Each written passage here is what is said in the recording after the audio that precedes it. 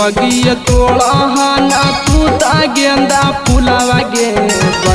बगिए तोड़ा हाना तू ता गेंदा फुलावा गे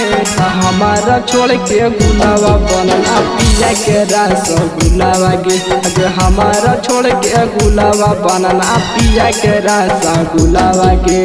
पढ़िया के लवा छोड़ के सालन का के लवा खोना गे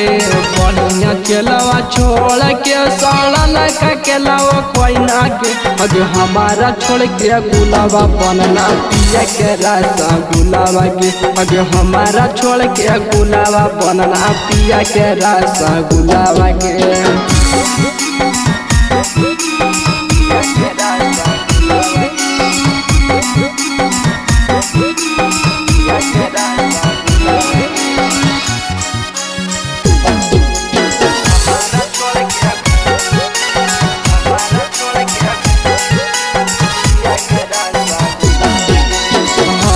नहीं कहियो पुकलियो तोरा से चूल्हा गे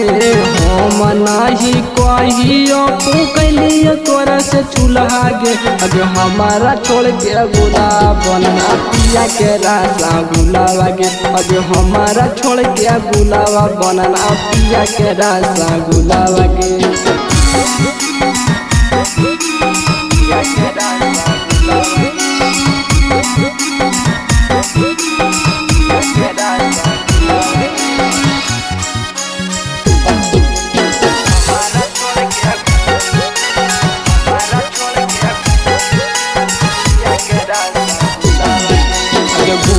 सहना आहिरा के होनी दूसा मनावा गे